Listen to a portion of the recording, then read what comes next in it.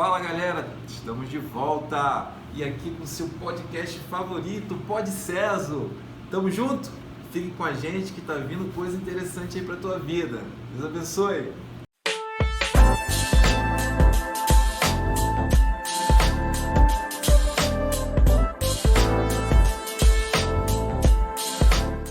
Pastor, continuando aqui no tema leitura bíblica, tem uma pergunta aqui, que essa pergunta aqui, até no meu caso aqui, eu confesso que realmente é uma dúvida.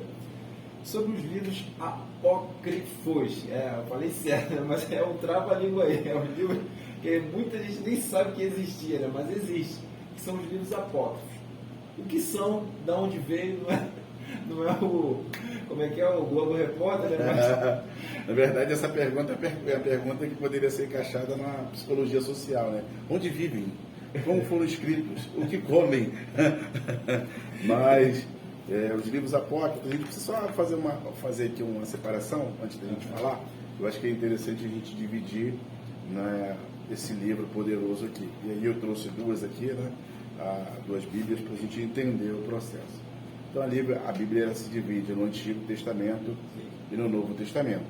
Eu não gosto da palavra velho, porque a palavra velho parece uma coisa que não tem mais utilidade. Sim. O Antigo é valorizado até mesmo nos dias de hoje. Sim. E aí o Antigo Testamento ele é dividido com 39 e o Novo com 27. Isso para a sociedade bíblica cristã. Quando você pega a Bíblia católica, você vai perceber que a Bíblia católica, e essa aqui é uma Bíblia católica, né, ela tem uma divisão diferente. Então aqui tem 7 livros que é chamado pseudo-canônicos ou apócrifos. Esses livros, a comunidade cristã não os elegeu como livros de inspiração divina. Apesar de ser histórias bonitas, como a história dos Macabeus, né, de Judite, né, e de tantos outros aqui, a gente precisa entender que eles não têm, para a sociedade cristã, uma inspiração divina. Então, por isso eles são chamados de pseudo-canônicos ou de apócrifos, porque não tem essa inspiração. E aí, eu até marquei aqui nessa Bíblia, eu acho que é interessante, a gente não consegue guardar tudo, né? Nossa memória, de vez em quando, falha, e por isso é bom ter o papel, mas os livros são Tobias, Judite, Macabeus, né? Macabeus 1 e Macabeus 2, Sabedoria Eclesiástico, Baruque e Abadias. E aí é interessante, no livro de Sabedoria e de Eclesiástico, que é bem próximo de Eclesiastes, né? Você vai perceber que o nome é diferente, o conteúdo é diferente. O livro de Eclesiastes acho que tem 12 capítulos, 10, ou entre 11 e 12, salvo engano, e o de Eclesiastes tem 20 e tantos capítulos.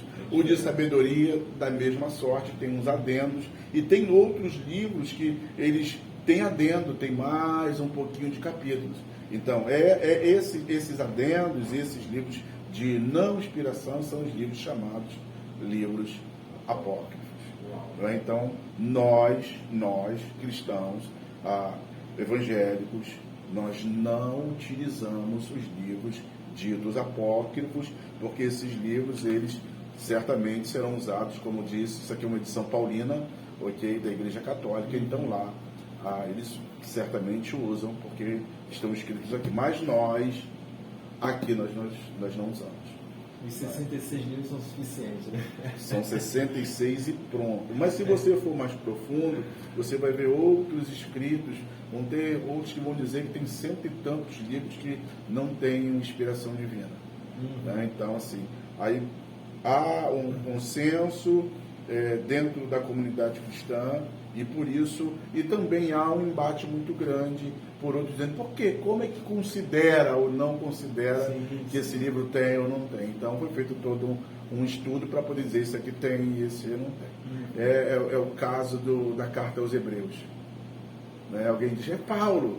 Outro diz, não, é Apolo. E aí a gente fica com essa demanda, mas nós, como você já disse, os 66 para nós suficiente. Então, seguindo até, acho que vai complementar, é uma outra dúvida também que apareceu lá nas nossas perguntas, para o senhor, né, de uma forma assim, bem esclarecida, passar para toda a nossa galera.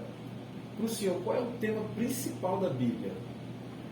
O tema principal da Bíblia não é riqueza. O tema principal da Bíblia não é ter uma vida plena. O tema principal da Bíblia, de Gênesis a Apocalipse, é Jesus. A Bíblia ela tem uma linha só, é uma linha reta. E de Gênesis 3,15 até o Apocalipse, a Bíblia fala sobre ele, aponta sobre ele. Essa é a verdade. O tema central, e aí de forma de centro, né? Você me perguntou qual o tema central. Sim. O centro é João 3,16. Por isso que eu sugeri a você a ler João. E Deus amou o mundo de tal maneira que deu. Esse é o tema central da Bíblia.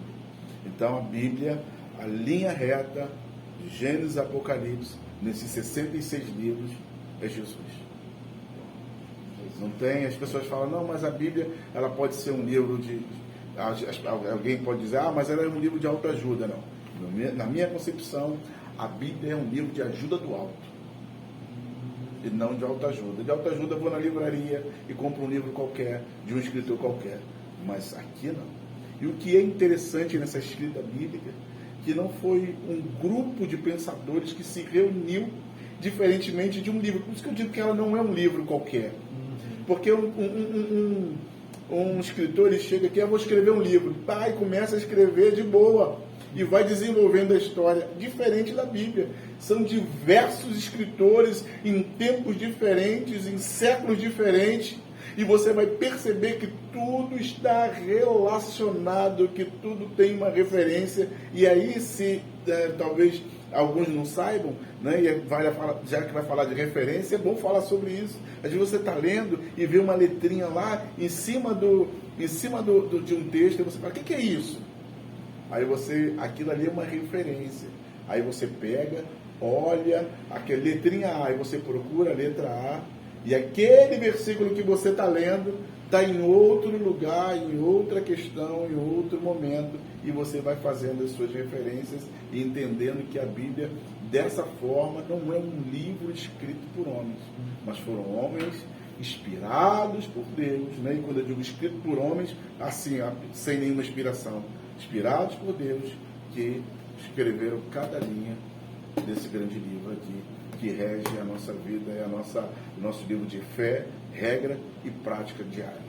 Então, pastor, a gente sabe, né, a maioria das pessoas sabe que a Bíblia é composta por 66 livros. Mas como que se dá essa divisão, né, de novo, antigo? O senhor pode esclarecer para a gente de uma forma bem didática para a gente entender?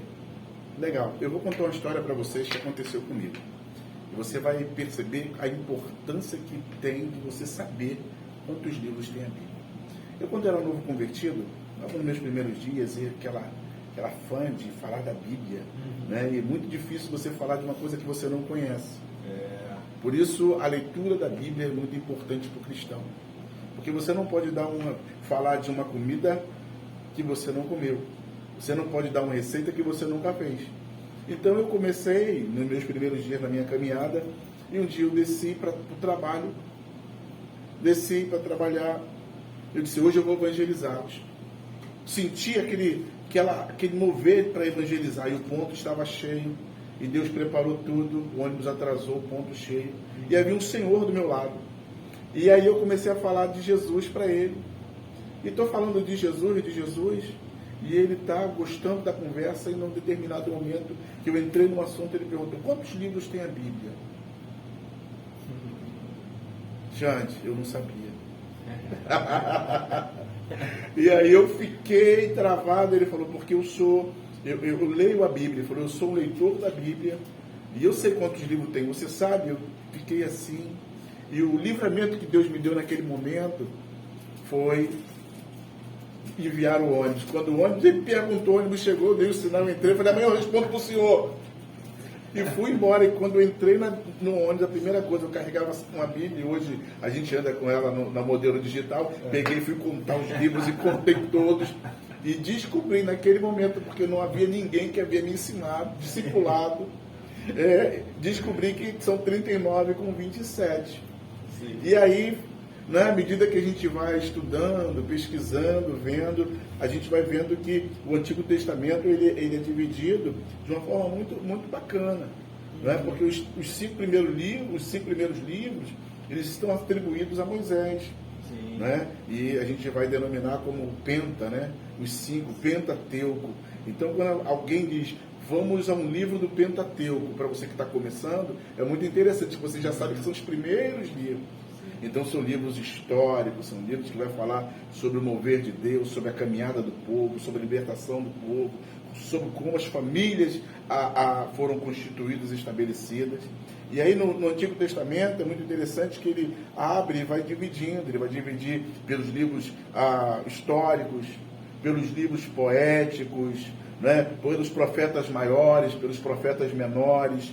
E isso é muito interessante porque o leitor ele vai começando a entender quando alguém diz numa pregação, no momento lá, vamos ao livro tal, né? Pequeno, e você vai entender por que pequenos profetas menores, porque os livros deles não menor no tamanho, não menor na unção, não menor, mas nós falamos menores porque a escrita é pouca, diferente de um profeta Isaías, 66 livros, diferente de um Jeremias com 2 livros exatamente, né? O livro de Jeremias e Lamentações, um com 52, né? E a gente precisa entender que esses profetas, eles escreveram mais e por isso eles são ditos profetas maiores. Aí a gente depois vem com todo um processo de profetas menores, isso no Antigo Testamento. E a gente olha o Novo Testamento e vai ver, nesses outros 27 livros, nós vamos ver os Evangelhos, vamos ver o livro de Atos dos Apóstolos, que não é nem evangelho, não é nem carta, sim, mas é um livro, e alguns dizem que esse livro está em aberto, a igreja está escrevendo, a gente não vai entrar aqui nesse mérito, e nós vemos as cartas paulinas, Paulo, através das suas cartas, fundamentando e trazendo todo o contexto, né, fazendo, na verdade, a palavra, acho que mais forte é essa, gerando um arcabouço para que a igreja fosse, para que a igreja fosse, de fato, o que ela é hoje. Então ele cria toda uma estrutura, toda uma liturgia, todo um processo para que a igreja pudesse ser fundamentada. E a gente vê outras cartas, né, como a de João, de Tiago, de Judas, não Judas Iscariotes, e vamos ver o livro do Apocalipse, que é, para quem não sabe, um livro escatológico que está em linha com parte de Daniel e parte de Ezequiel. É muito interessante essa questão escatológica. E quando nós chegamos nesse livro, que é o de Apocalipse, né, que não é só esse livro escatológico, né, o de Daniel, a metade mais ou menos, e de Isaías tem uma parte, a gente vai ver que algumas questões escatológicas elas são muito interpretativas e cada um interpreta às vezes de uma maneira. Né? Então, assim, a Bíblia ela é um livro fantástico. Sensacional. A Bíblia é um livro apaixonante. E à medida que você... é uma fonte inesgotável. À medida que você lê, à medida que você busca, à medida que você conhece, dá vontade de você beber mais desse rio que é inesgotável, dessa fonte de água viva, literalmente. É isso. Pastor, quero te agradecer aqui, né, por todas essas palavras esclarecedoras para todo o nosso público aí que tem nos acompanhado. Deus continuar abençoando a sua vida. Queria que o senhor deixasse uma mensagem aí de agradecimento aí para todos os nossos seguidores e ouvintes. Xande, eu que agradeço, né, essa oportunidade nesse dia, poder estar aqui compartilhando um pouco, né, espero ter ajudado você, esclarecido. E a gente está aqui, à medida que vocês precisarem, né, e quiser nos ouvir, quiser compartilhar alguma coisa, que eu compartilhe um pouco daquilo que Deus tem nos dado nesse tempo, vai ser sempre um prazer, uma alegria muito grande. Tá bom? Amém. Obrigado. Obrigado, pastor. Tchau. Obrigado por vocês terem ficado até o último minuto do nosso Pod Ceso. Ó, para quem perdeu o primeiro, tá? Fica calmo, ó. Tem aqui, ó. Só você procurar aqui nos cards que você vai encontrar lá o link com todas as descrições possíveis para você clicar lá e ficar aí por dentro do nosso podcast. Legal? Deus abençoe e até o próximo, se Deus quiser. Um forte abraço.